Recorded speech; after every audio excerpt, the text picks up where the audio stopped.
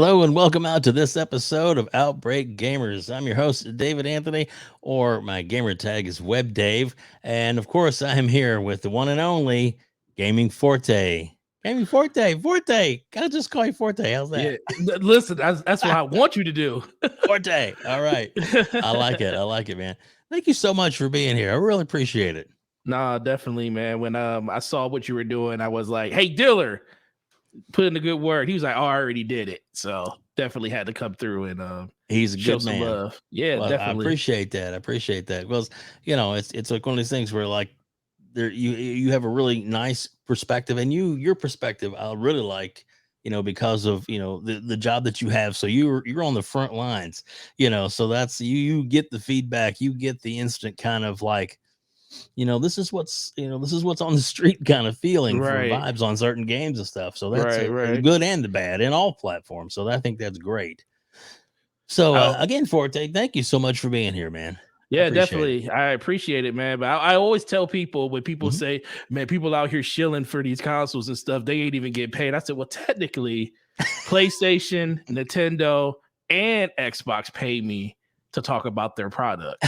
So, they do. So technically, I can't be shilling because I'm actually getting paid for it. There you go. But it's not just from one; it's from everybody. Yeah, so I get paid from all three of them, maybe four if you count PC. Whenever that actually happens. That's funny. So let's get into it. Let's get started on some of the jobs that you've had. Your first job, and like what things have you done? Oh man, interesting. So it started weird because so first job was actually working at an arcade. Cool. Right around the corner from my house, back when arcades were cool and used to spend hundreds and hundreds of dollars. I always wondered where we got the money from, because it's not like my mom was always giving me money for the arcade. But I was always able to play games at the arcade. So it was like right around the corner from it. So I would basically watch the shop and stuff whenever the owner would be out, just to make sure everything was good. I did that for probably about 4 months. And then when I turned 16, I was able to get my first real job at a movie theater. So cool. I was being an usher. Then I ended up working concession and was really, really good at it. Like getting people to do the upgrades and stuff on their popcorn and stuff for 50 cents extra. And they used to be like, oh man, you got this really good. So they made me a supervisor real quick. Probably in the first 4 or 5 months of being there. And I worked that job from, I want to say, 16 all the way to 19. I did it pretty much through all of high school. Really cool. Loved it to death. It was really good. After that, I went to college. And when I was in college, I was working at Best Buy. So I was at Best Buy, started in the warehouse, riding around on Big Joe, which is the forklift that they got there. Right. That was cool. And I did that for about 2 years, and then they wanted me to go to the sales floor, but I was like, really don't want to work on the floor. I'm used to working in the back room. Don't want to deal with customers that much right now.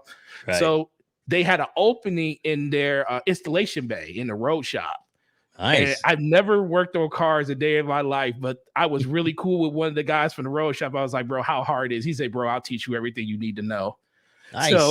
So I went over there and I ended up being in the road shop over there for 3 years, got certified, learned how to do everything, alarms, overhead TVs, everything. It probably was the coolest job you could ever have. And it paid really, really well. Nice. So I did that for, I want to say the 2005. And then I left there because Circuit City, rest in peace, Circuit City. Circuit City, they were hiring and they paid me more. And I went to their road shop and I worked there till 2008 when they closed down. So I did that. And then you know how it is when you do something for so long, you say, I don't want to do that no more. Right. I don't want to touch nobody's car. I don't want to put nobody's alarm in anymore. I don't want to be on call if something's not working with your stuff. So then that's when I always loved video games. So in 2009, I shopped at the local GameStop by my house at the mall. And I used to run into the DM there all the time. And he used to say, whenever you're ready to come over to GameStop, just let me know. I know you love it over there working on cars. So as soon as they closed, I reached out to him and instantly was a key holder, literally first day. And that's where the journey started. November 30th of 2009. Wow, nice. Yep. You've been with her, what, 12, 13 years? It'll be 13 on November 30th. Wow, that's awesome. That's great, man. That is great. Been everywhere too. Been in the city, been in the middle, but now I'm all the way out in the suburbs where it's a completely different atmosphere. Right. So, different kind of clientele, isn't it? Oh yeah, like I mean, you being a person that worked there, you know, it's like whenever you work at one store and you transfer to a different one, you're like, man, it seems easier. Like numbers seem easier, reserves seem easier. It's like you just instantly just connect easier with people. And it's like, why is it not this easy at my home store? Yeah. So it's really interesting, that whole dynamic. I think it's a placebo effect in general, but could be. It's really cool to actually know that it's not just associated with you as a person. It's literally anybody. They go to another store and it's like, why can't you do that here? So yeah.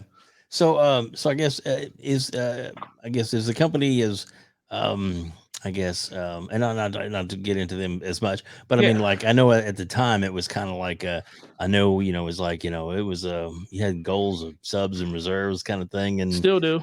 Does it weigh as much on you as it used to, or I know for a while they kind of relaxed that because of COVID.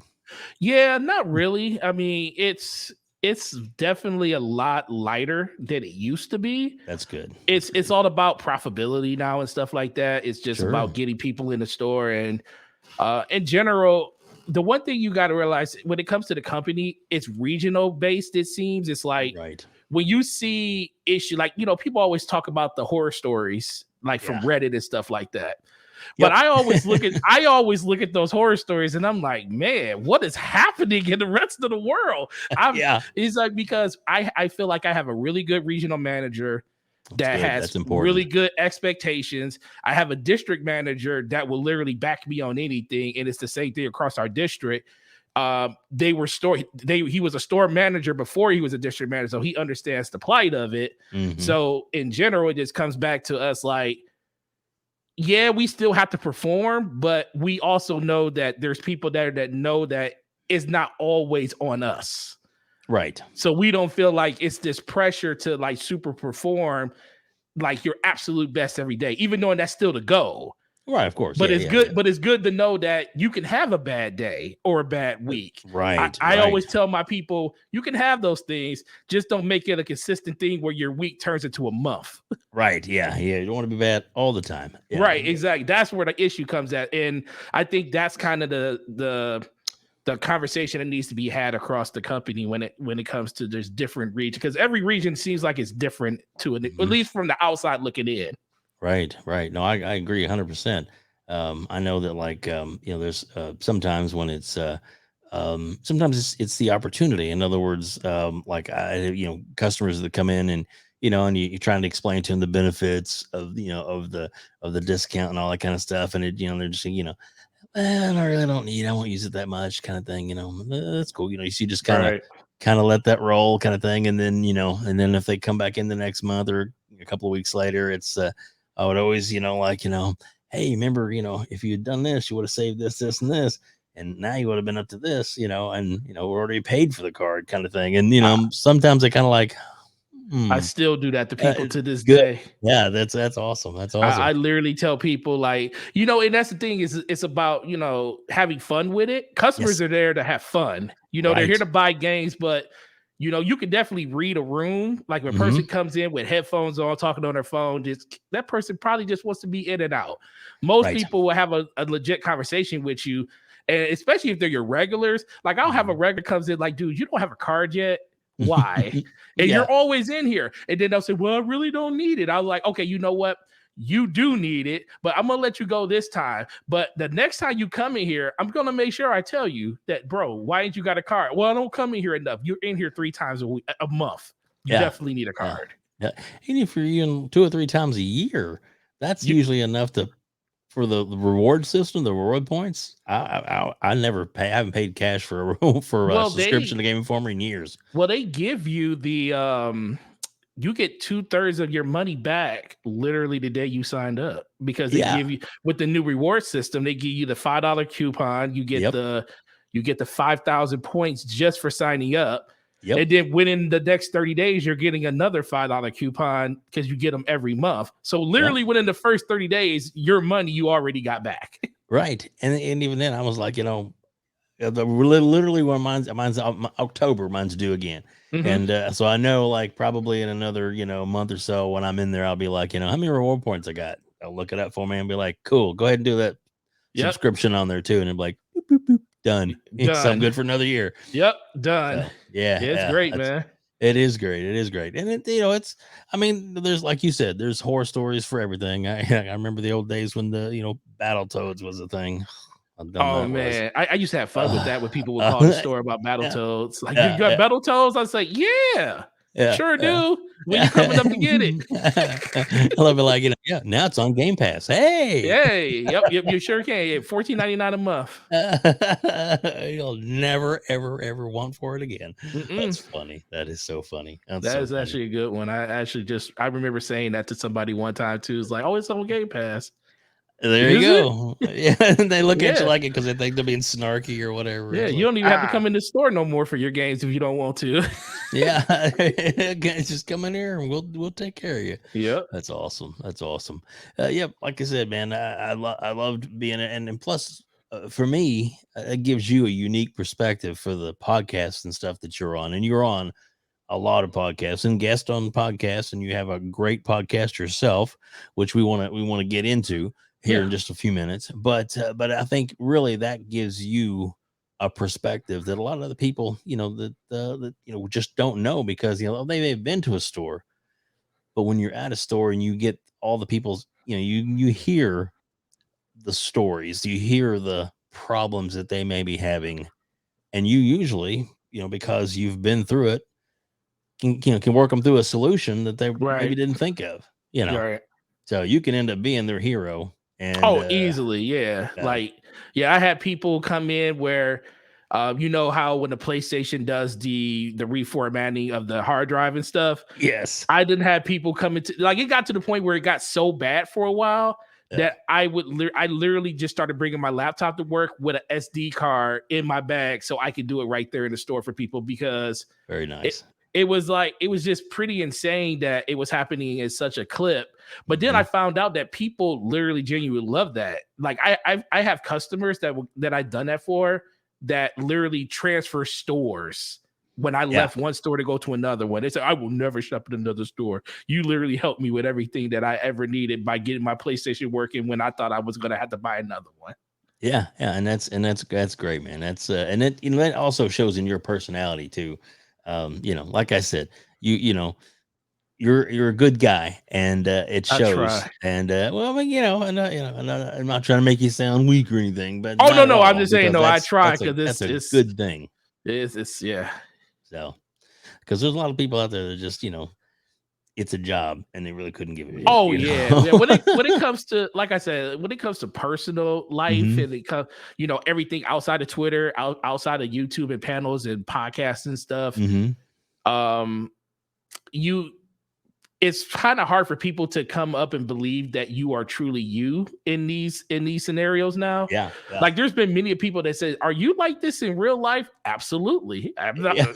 I was like, I don't know how to be any different. It's like how I am on a podcast talking to people is the exact way that I am in the store.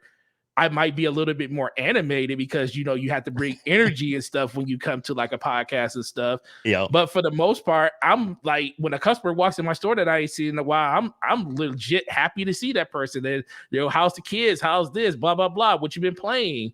Literally having a real conversation with people. That's awesome. That is awesome. So let's Forte, let's get into, like, I guess, how you got into gaming. Now, was it the arcade, or was it was it your first experience with games? It was well before that. Way before that? Okay. Well before that. So Atari 2600. I know, I see it. I know, it's beautiful. So I always wanted one, and shout out to my little brother. He's like 3 years younger than me, and I was about 8.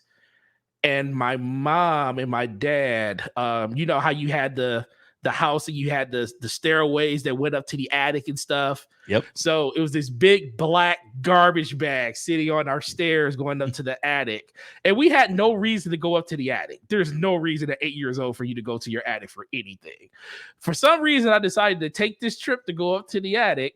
And there's this bag in the way. I'm like, why is this bag here? So I try to move this bag and it's heavy. So I'm looking like, what's in this bag? And I start opening the bag and I see like toys and stuff in it. I was like, oh, this is Christmas stuff. Okay. So I'm even more nosy, and I come across this Atari 2600 that was in there. I was like, no way. So I was super blown away right then and there. And that was just the introductory of it, getting put into gaming. But Nintendo truly did it for me. Yeah. Like, that's where it started at. N64, I mean, not N64, NES, Classic, Dunk Hunt, Mario, 100-man challenge on the first level, trying to get as many lives as you can, doing the World 4 skip. Yep, love it. Yep, Mega Man 2, 3, 4, all the way through. Teenage Mutant Ninja Turtles, the original one that was on the system. People don't know about games like Life Force, and they know about Contra. Contra was the one that got me into Capcom games. Yeah, that's where it started. I mean, not Capcom, Konami. Right. That's where it started. And then Life Force came out, which is like the space version of it, with planes and stuff. Great shooter. Oh my God, that's where like R-Type, those games literally impacted me more than anything. I remember in the hot summertime, 4:00 in the morning. This is when you can go outside, which as a kid you could run around outside at 3:00 in the morning. What Mom used to say, don't let the street lights catch you. You used to catch fireflies and stuff outside. So awesome. I one memory I will always have is sitting up at 3:00 in the morning. Mom and my aunts, because we lived across the street from each other, were sitting on the porch. They were all talking. It was in the middle of the summer. I'm running in and out the house with friends from down the street, having fun at 2:00 in the morning. That's unheard of now. Unheard of. But we were playing, literally exchanging games. Like, I was exchanging Genesis games for Nintendo games back then. It was like a bartering system back then. That was the really, really cool thing. So that's what truly got me into gaming, like, what just in general. The power of Nintendo. That's why I love them so much. I'm with you. I'm right there with you, man. It was a great system. I remember though a bad experience. I've talked about it before, but like when you're playing Zelda for the first time, the gold cartridge, it's in there. Oh, the gold cartridge. Yeah. And you just like, and you're at a point where it's not really a safe part, but you want to keep going. And you're like, I gotta sleep, and whatever happens, and then you get up and you start to play again, and you're all this level, getting to where, and then power surge or somebody bumps the console and it pops up. And you're like, yep. I have to start all over. I had to start. Happened to me 2 or 3 times. Oh my God. And there was like the whole situation, like, even knowing certain games like Mega Man's had a save feature where you could put the dots in and you can like save your progress that way. But a lot of games, people would just play to completion. Yeah. Like, I would, like Contra, I played it to completion. Mario played it to complete. It was like, from the moment I started, the goal was to beat the game right then and there. And we're talking about some of those games, like Mega Man, those games were 5-6 hours long, 7 hours long sometimes. So now we think about it like, some people can still beat it in like one sitting, like a game like Returnal or something like that if you're really, really good at it. But most of the time, you say, I got 3 hours in, I'm good. I'll come back and play later on. Not back then. Back then, you were playing for hours, and literally you would watch the sun up and come down. You might have forgot to eat along the way. It was kind of crazy back then, but yeah, man, gaming, man, such a great thing. It is great. It really, and it's like you said, it's good with family. Brings people in that way. And it's and you're thinking. So some people, you don't playing games, you're not doing anything. You're not getting out and exercising. You're working your brain. That's for damn sure. Right. Of course, depends on the game nowadays. You're Ring Fit and all kinds of stuff where you're actually up and about and and doing some moving around. So or putting putting cardboard together. Shout out to Nintendo for the cardboard. Oh, sorry. Yeah. Yep. I muted my mic wrong. I muted my cough. That was but didn't. Sorry. No, you're good. But yeah, no, it is, man. It's gaming is a blast. So after the Nintendo, what other systems I guess did you go on to? I had the only thing I never had was a Master System. I never had that. I never got that. Really? I actually had a Neogeo. Same here. Big arcade one with the big cartridges with the $250 cartridge. Woo. I mean, people didn't realize that you were literally playing a legit arcade machine in your house. Yeah, I wish I still had it, but I wish I still had mine too. There's a lot of stuff I wish I would have kept over the years that I got rid of as I got older. But I had that. But Sega CD, shout out to Sewer Shark and stuff like that. Shout out to those. Man. I played so much Sewer Shark, it was crazy. That's awesome. But I think Dreamcast after that was like the next big thing for me. Power Stone, playing games like that. Mm-hmm. That's when I really got into sports games, because sports games got really crazy on Dreamcast. So good. Sports games because that was like literally my love back then. It's real interesting how your love changes over the course of generations and stuff, because I was super into the platformers when I was younger, because that was kind of the biggest thing you could play with Nintendo. And then when we got to the Dreamcast, sports games literally took over for me for like a long time. Everything was like a sports game back then, outside of like the Power Stones and stuff. But that kind of primed me for going into Xbox. Of course, I had PlayStation. PlayStation is the first console I ever camped out for. PlayStation 2. Nice. That's it. When I was working at Best Buy, I camped outside of my Best Buy with my brother. Probably the best experience I've ever had. Well, second best experience, because I had one that's a little bit better. But second best experience I ever had in picking up a console was that system. Camped outside my Best Buy, knowing I had to be at work at 11 o'clock that morning, and we were picking it up at 9 o'clock in the morning. So I didn't even get a chance to play it. I literally took it home, looked at the case for Madden, because this is when they had the stadium lighting and stuff. They said, "Oh, look, we got stadium lighting in the game now." That.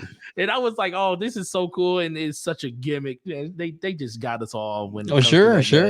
Such a gimmick, but that was that. But then when he got to Xbox, I actually went to the launch party in New York City in 2000 when it was launching, or 2001 when it was launching. My mom was doing she was doing traveling nursing.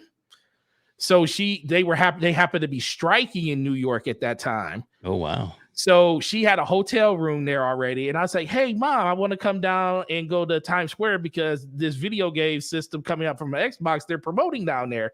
And she was like, "Well, okay." So she had all this extra money, because, when you're working strike, you're getting paid. Like you get paid like 3 times the amount of money you were getting paid before. So she's like, right. So she said, "You're cool. I'll fly you down." So she flew me and my little brother down there. Nice. And we got a chance to be a part of the Xbox launch party in Times Square, where Surge was literally everywhere. Probably the most disgusting version of Mountain Dew you'll ever have in your life.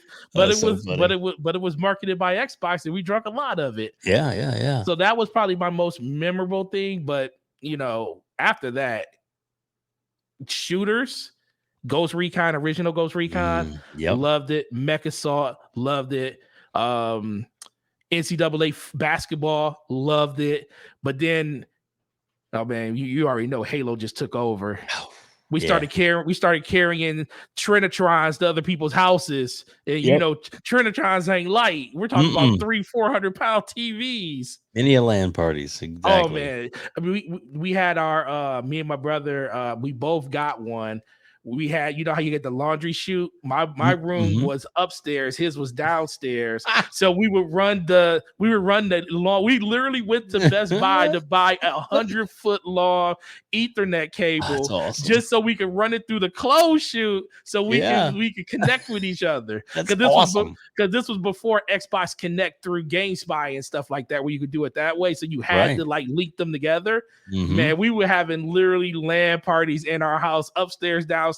It's like, no, we can't see each other's TV. So we decided to run the cable through the house so we could have our own TV in our own rooms and stuff. That was smart. It was so fun, man. That's where I think the love for Xbox started. And I think that's kind of where it ended at too for me. It was like, this is the beginning and the end. I love PlayStation, but I love this control, especially when they gave us the S controller, the slim one. Yes. Because the Duke felt good, big, but that thing was a big boy. That thing, I was like, did y'all make this for somebody that plays basketball? Literally. Yeah. So, exactly. There were people that loved it because they had big hands and they're like, this is great. And then the people who had little hands were like, this is horrible. This is horrible. Yep. Lots of Dukes traded in at GameStop for a while. Can't do that anymore, but probably didn't work either.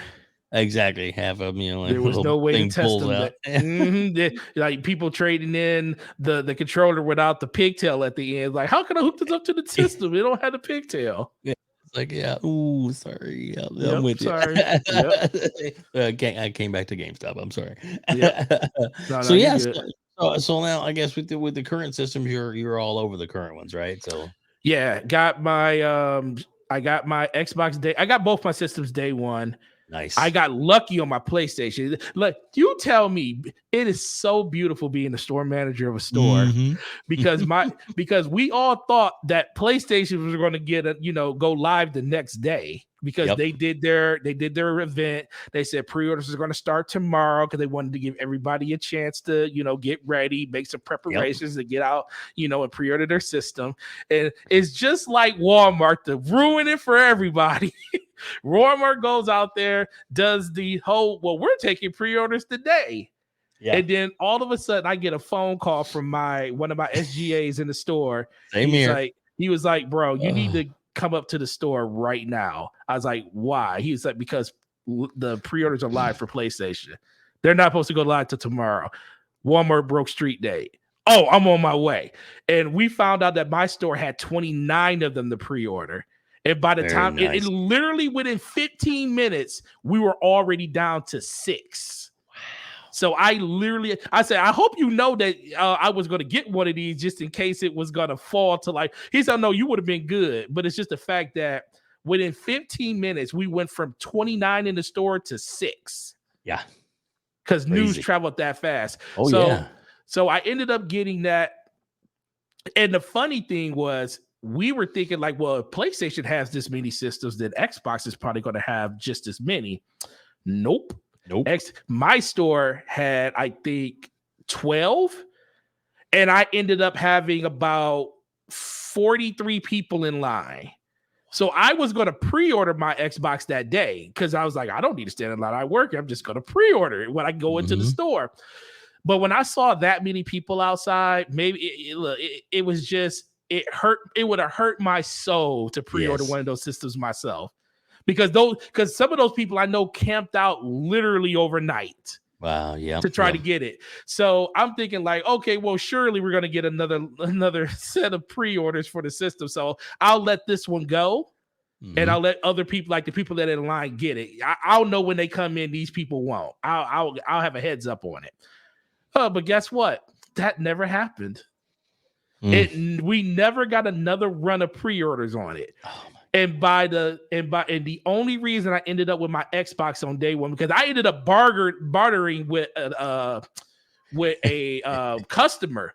He really wanted an Xbox because he really wanted a PlayStation, right? Because his son wanted the PlayStation. He said, dude, I will wait for my Xbox if I can get a PlayStation for my son. I said, well, I will rather have an Xbox than have a PlayStation. So we made a gentleman's thing, said, okay, well, we can't cancel the pre-order because then we won't get the system. I said, you pay off the PlayStation, I'll pay off the Xbox, and we'll just switch on the day that they come out. So then I knew I was guaranteed to have an Xbox at that point, which I was cool. I was like, thank God, I'll get a PlayStation later.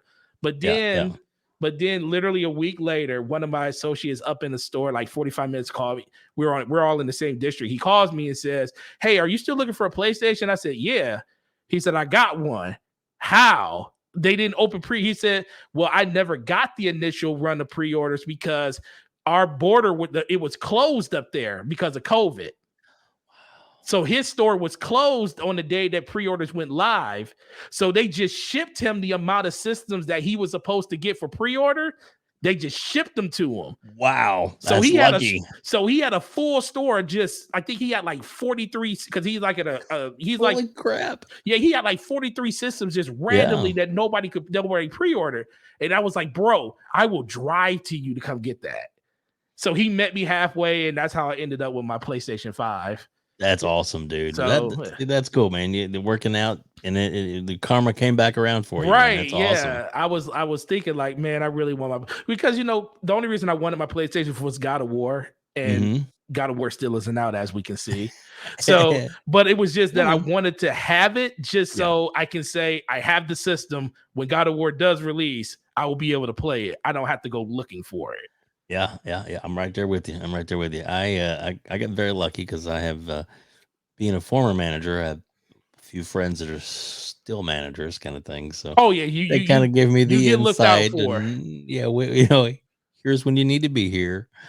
Great. So that worked out. But I ended up my Xbox. I ended up because my wife, God bless her, I love her.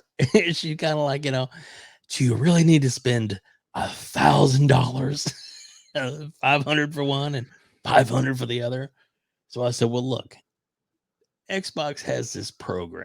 I said, if I can get it on their program, the all access, I said, can I do it? Just be a monthly payment. She's like, okay. What? Sweet. $34 a month. Exactly. So I got it the day but it actually showed up the next day from GameStop. So I didn't have one the very first day. I had it paid for or whatever, set up or whatever. Yeah, you just had to wait for it to get to you. I just had to physically wait for it to be delivered. Yeah, that had to be excruciating watching everybody on Twitter. It was. But then again, I was like, and even then, for me, Game Pass, I knew what it was. Right. I didn't care about Game Pass, but nobody since did. It came with it. Holy 2 crap. years worth of it. Exactly. Yeah. So mine's up in November when so I'll have the system paid off. Yeah. As far as making the monthly payments. And I've already talked to my wife and she's cool with me. I'm going to do it again, but for the S. So I'll have another 2 years of Game Pass. Plus I'll have another system for another room. Yeah, that's really cool. It was really interesting how I ended up buying both my systems. Yeah, both of them. But it all started because I said the same thing to my wife because it happened with the last generation. So Xbox One and PS4. I bought because PlayStation 4 came out first. Xbox came out a week later. And then the day PlayStation came out, my wife was like, it's like the buzz. Everybody knows PS4 is out. And she was like, I came home and she's like, where's your PlayStation? I was like, well, I didn't get one because I'm buying an Xbox next week. And I didn't know how you would feel about me spending almost $1,000 in 2 weeks period. And she was like, go get your PlayStation. I was like, huh? She said, go get your PlayStation. I was She's a keeper. I was like, that's all I needed to hear. Yeah. So literally the next day, I went and got a PlayStation. And then and then with these new systems, I always try to tell people always try to give GameStop the flux about trade prices and stuff. Yeah. I said, all you gotta do is wait. Just wait for a good promotion. Like I literally I traded my I had 2 Xbox One X's, 2 of them. One I gave to my daughter when I upgraded to the X, to the new X. I gave her mine. I took her old one because it was the oldest one of all of them. Traded it in. This was already paid off. This X. I traded that in towards the PS5, and they were doing 255 base store credit for that system. And they were giving you $50 extra if you traded in towards the next gen system. Yeah. So I got $305 for a system that was sitting there. Win-win. And I was like, so that I said literally half my PlayStation is paid off.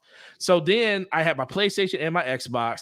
Then I want to say 6 months later, when they started doing the lotteries for the PlayStation, not the PlayStation, for the Xboxes. They did another promotion, and I was like, how much is an X trading in for? Because I asked my daughter, I said, hey, do you care about the disk drive, or do you care about your games running better? She said, I'd rather my games run better. I was like, because I can trade in your system right now and get you an S and literally pay no money and buy you a game on top of it. And she was like, and she plays on a 1080p TV. She doesn't even play on a 4K TV. Right. So I ended up taking her X. It was like $320 traded in towards the S, and she ended up get that system, and she got like $20 of Xbox currency to play anything she want. And then I subscribed to Game Pass for her because I'm not a fake. Being a person that gets Game Pass every year, Microsoft gives it to us. Yes, they do. I don't have to pay for it. So I'd say, people can say, well, you this and that. People shilling. Like, listen, I'll be honest. I love it because they give it to me, but I would pay for it because my daughter literally does have it. I literally pay for hers every month so she can have that service. Well, not every month. I did the $1 deal and I upgraded her. Sure.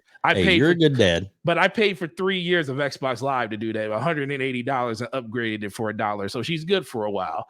There you go. But yeah, people always get on you about that whole trade-in price stuff, and I was like, man, y'all just don't know how to do it. They don't. When Halo came out, the Halo Infinite, I had it reserved, and then because they had the really cool the dog tag if you reserved it, right? Yep. That little wooden case with the dog tag. I mean, no big deal, but it was cool looking. It actually was nicer than I thought it was going to be. So I went in the store. They came out. I mean, I knew it was on Game Pass. I already had it downloaded at the house, and I was picking up my copy. And one of the managers there at the store, she's like, for 48 hours, this trades in for full value. Oh yeah, because of the I was like, what? Guarantee to love it deal. Yeah, I was like, are you serious? She goes, yeah. I mean, I'd done the transaction, so I had got my game and I got the thing. She's like, you can trade that in, and we'll just put that credit on one of your other games you have coming out, and then you can go and play yours on Game Pass all you want to. Never have to worry about it. I was like, I like your thinking, and I did. So I was like, I basically got another game, and it still got the bonus item. Yeah, I did that before too. When it was a game that was a gotta love it deal. And the cool thing is, I thought I just recently found out that scales, because it used to just be a $60 credit in store credit back to to the store for you to use. Yeah, but it even scales on games like Horizon Forbidden West. It's a $70 game. It scales at that price too. Because I did a return for I did a trade for somebody, and I scanned the thing. I was like, oh, they even honor $70 games. So you literally got a $70 game. You got your money back, or it put towards something else. Yeah. It was a win-win. It was a good day, GameStop. I know. So yeah, people don't discount GameStop. Go in there and see Forte. He'll take you up. He knows where all the deals are. Or just reach out on Twitter, and I'll tell people. Like I always tell people, reach out on Twitter. I'll tell you if it's worth doing it. But it just comes down to you just doing it.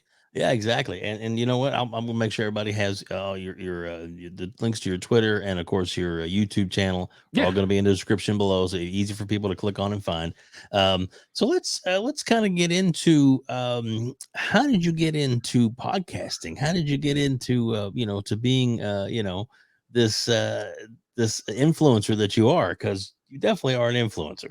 So. Nah, man, that influencer word scares the heck out of people. It doesn't, no, especially now. Especially now. No, but yeah, you're right. We are influencers to an extent because we have a platform. People listen to us.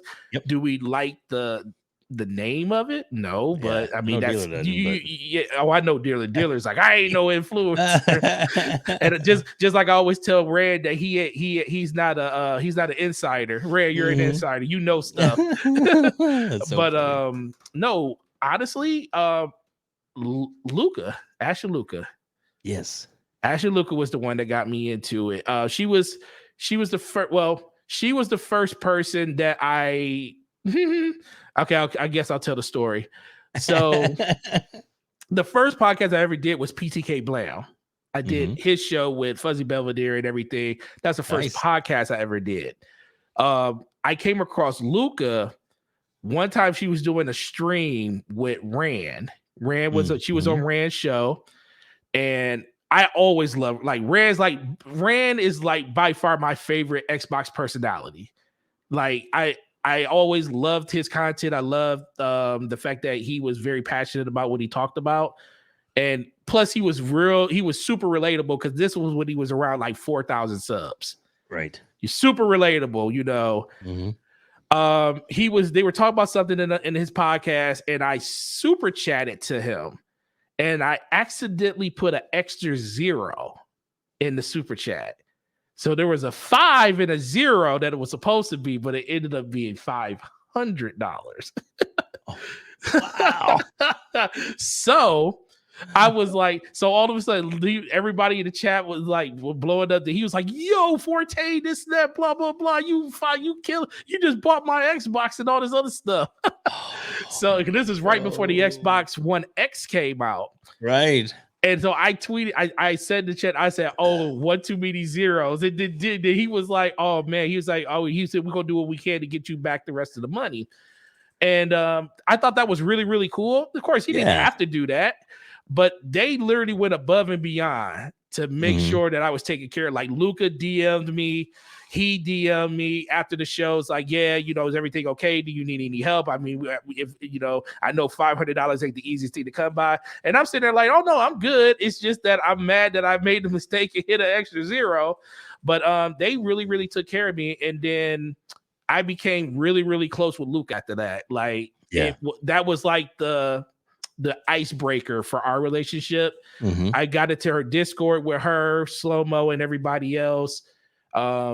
And then the rest is history. We became like, the reason Scumcast is so great is because it's great because of the people on it. Yes. Like everybody on that show are legit friends. Like, so we can go at each other. We can be mad at each other. We can do this and do that. But in the end, we all know we're super friends and none of this is going to ever pull us apart. Gaming is not going to, gaming is not serious enough where I'm going to lose a friendship with somebody. So that's why I am so indebted to her. She was the first person that gave me a huge platform on her show on Scumcast. And that's where the love of it started from, just being able to, it was like when you be at your store, you can have those genuine conversations with guests that like to talk about the games they play. Like I remember BioShock Infinite. When I beat that game, I was super excited to talk to the next person that beat it because I couldn't believe what I just saw in this game that Ken Levine just made for 2K. Yeah. And then, but now you can have that conversation all the time. All you got to do is go live. Yes. And you can talk to a mountain, this everlasting vista of people that you can see that are willing to listen to you. And that's the great thing about podcasts and shows like this. Yeah, I agree with you. And you know what? You were talking about the I guess better word for I would think is the chemistry. Yes. That all you guys have on that show, on the Scumcast. And I mean, just by listening to her show, because Dealer mentioned her a few times because I watched his show. And mentioned her a few times and gave her some shout outs. And that's when I was like, who's this person he's talking about? That was my inquisitiveness. And then I got to listen to her shows, and she is one of the smartest people I've ever talked to. She is incredibly intelligent, and she is, I mean, there's not enough good words to describe her. That's all I'm saying. She's amazing, and she's a firecracker all in one. Yes, yes, yes, yeah. She's a jewel treasure, Yes. and yeah, but I mean, but the thing is, like you said, you can talk to her. The other guys on the show can talk to her, and it's not a you can tell your friends, and there's sometimes when you disagree or some points that come up, your take on that's kind of you Right. know but or she's not afraid to rein everybody back in and get them Oh back no. on back to a different direction. She So done that's cussed us out on the show before. She literally, there's been episodes where excuse me. where she's literally cussed us out. Like, what the heck are y'all talking about? Like, Yeah. it to the point where if you didn't know that we hated each other at one point. Oh, right. Yeah. You're like, oh my gosh, this is a feud going up. But no, No, no, never that's that. That's what you know, entertainment is, honestly. it's entertainment and it's good good chemistry. That's Yep. really what it shows. So you also are a member of course of the Scumcast, but I mean Mhm. so rap Yep. BRAP. BRAP, Basement Tell me, Radio Arcade Podcast. okay, so explain to me about that. How you got involved with that one? I met BRAP on Scumcast. He was like a frequent guest on the show with us. Mm-hmm. My co-host in my podcast, DPS Slow-Mo, Mm-hmm. is also a panel member on BRAP, and he's also a panel member on Scumcast. Mm-hmm. So he was already on BRAP. And it was just, I've never been, how I always felt like, why can't I be on BRAP? Because I'm like brand new to it at this point. So I got the Yeah. bug. I want to be on everybody's show. Sure. And I was like, he never invited me to his show. And he knows who I am. And then one day, randomly, he invited me. And the first episode I was on there, shout out to B Money, Eric Jackson, and Slow-Mo. Mm-hmm. I got on the show with him and it was like magic. I was like, yo, this is cool. Literally 3 guys or 4 guys, 5 guys actually talking Mm-hmm. about games in this more philosophical, deeper way about just analytics and stuff like that when it comes to like just the gaming industry. I think BRAP was the first one to really home in and use my knowledge in retail. Yeah. Is what really engaged me in it more because Definitely. Luca did it, but like Scumcast is more set up to be it's almost more like a debate show, Mm-hmm. depending on the topic and stuff. Right. And the early parts of Scumcast was just crazy because we would just have conversations about everything. Whereas on BRAP, he would really, really tune in. It's like, hey, what do you think about this, Forte? How does this work on the retail side of it? I think that's what kind of gravitated me more to his side when it came to that. And then he asked me probably a month later to be a full-time panel member on there with him, which has been probably 3 years now. That's fantastic. That is awesome. And you have a really good fit there. I really think you do. Like you said, you bring a perspective being a manager retail that that not everybody can not only get but can understand until you've actually done it. Right. I've done it, so I know what there's some good parts to it, there's some really bad parts to it, and there's sometimes the customer service is a whole different animal that can sometimes really you have to grind your teeth and bite your way through there's it. certain things. There's certain like he'll ask me questions. I said, "Yeah, listen, we're not gonna talk about that today." right. We're not gonna talk about this today. Not happening. Exactly. And it but it's part of it. But you obviously being there as long as you have, you've learned how to adapt and deal with it. So that's awesome. So let's talk about DPS. How did this come about? I mean, what made you decide, you know what, I'm gonna do my show? All right, so you know what this starts at? Shout out to Double Barrel Gaming. Shout out to Boom. Shout out to my man's the homie. I did primetime gaming with that man. Yep. For almost a year and a half before I left. Mm-hmm. And part of it was because I was doing so many podcasts. I was doing like 4 a week, and I had to take a break somewhere. I was like, right. I have to. I did my work schedule change where it became, we started doing inventories on Mondays, and I was like, I couldn't make it consistently. Right. So Boom has always been a person that definitely helped nurture and like make me even better at what I am now. Nice. Which is amazing. And he does a great job. I know you're on Breakfast with Boone with him and stuff. So he does. I always try to tune in to see what he's the most positive person I've ever known in my life. Yes, he one is. One of the very first people I actually gave my phone number to in this community because I really value his input on stuff that he says. But DPS was born from the fact that me and Slow-Mo, my co-host, would get into these really heated debates consistently. We were always opposite of each other. It was it was like a spectacle for most people. So we got to a point where I think it was just that a lot of people said you guys should have a show of your own talking about this type of stuff because you guys have a dynamic that most people don't have. Right. You guys know how to go at each other really, really hard, but still respect each other to the point where it doesn't hurt anybody's feelings about the conversation that you're having. And I finally realized that I want to say it was an episode of Crossfire on Mooch's show where me and him were both on there. And I told him after the show, I was like, look, we got to stop giving people all of our information. We got to do this ourselves. Nice. I was like, listen, I said, we are literally giving we're literally giving away the tool of the trade for free right now. I said, why won't we just do our own? And he said he was thinking about it for a while. We talked to Luca about it. Luca said the same thing. They said, yeah, y'all should definitely do something. That's awesome. That's where Damage Per Second Podcast was born at DPS. And it's been, 80? This week will be 85. Wow, that's great. So a year and a half. Yeah. It's a really good show because, I mean, even though there is times when you kind of go at each other, but I mean, it's always from a place of respect, or it seems to be.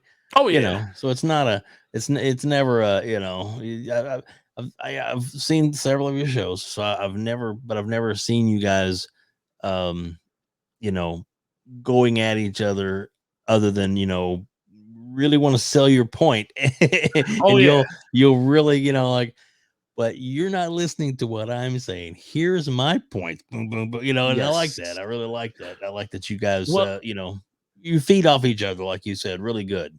If you want an example of it, yes. I did it to Dealer last time I was on RDX. Yeah. We were talking about this Bungie thing. We were talking about PlayStation. But now he wants to make it seem like I don't understand that Bungie was purchased by PlayStation. I understand that 100%. I told him, and he was like, "You're the one that's up here saying that PlayStation wasn't purchased by, Bungie wasn't purchased by by Sony." I was like, "No, I'm basically saying that the Destiny IP that Bungie owns, Sony has no say over it.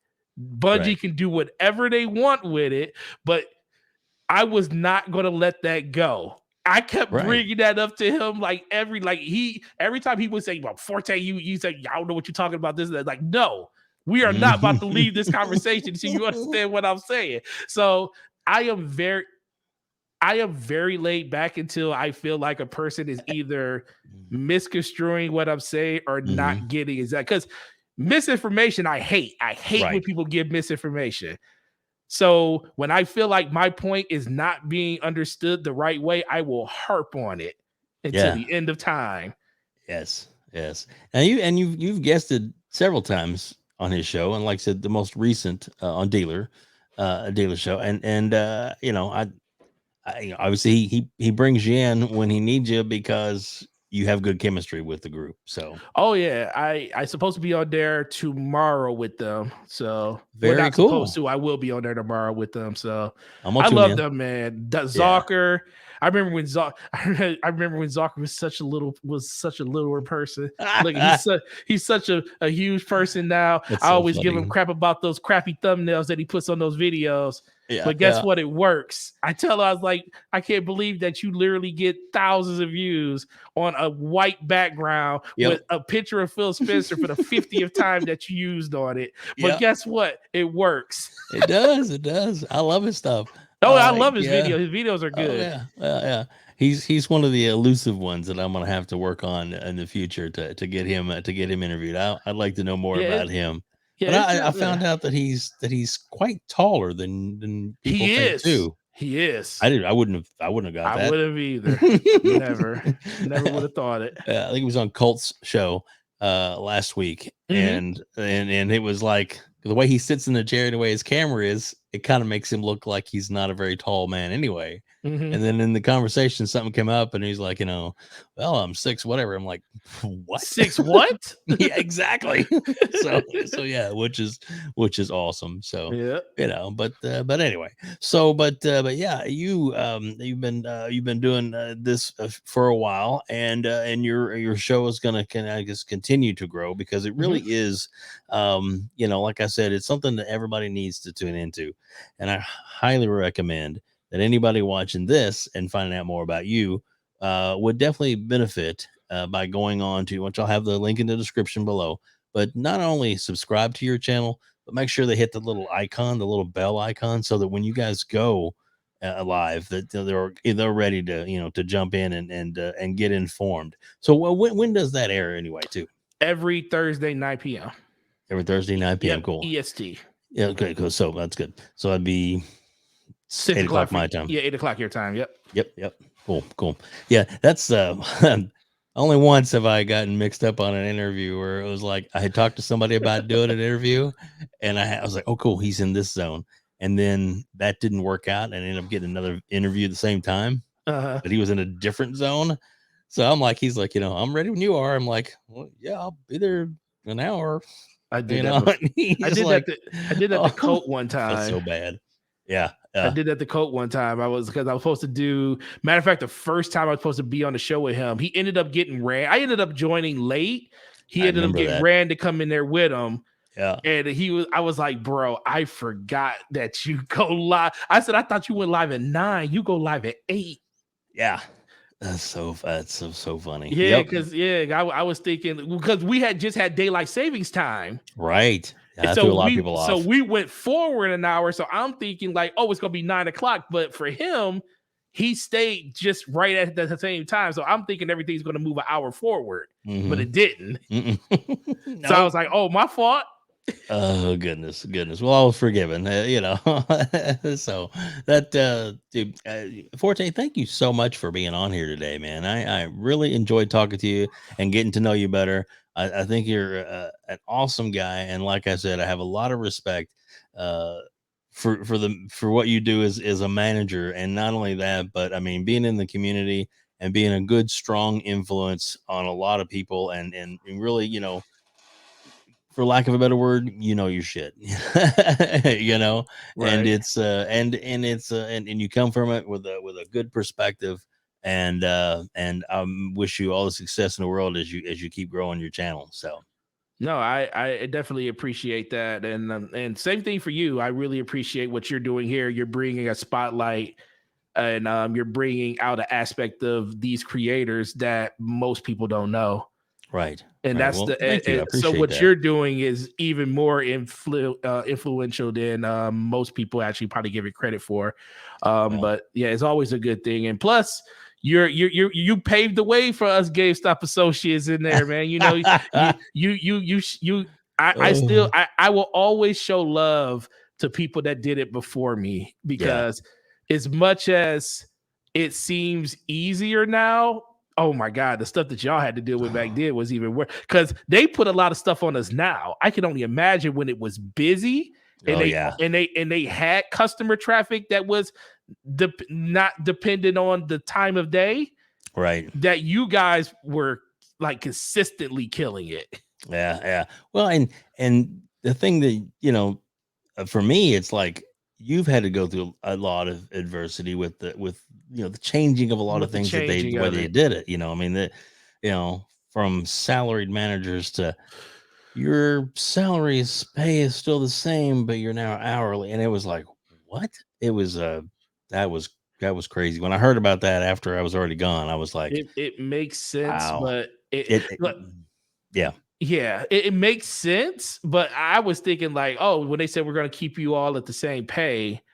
Yeah. But then we were thinking like, oh, so we only have to work 40 hours and we're getting a raise.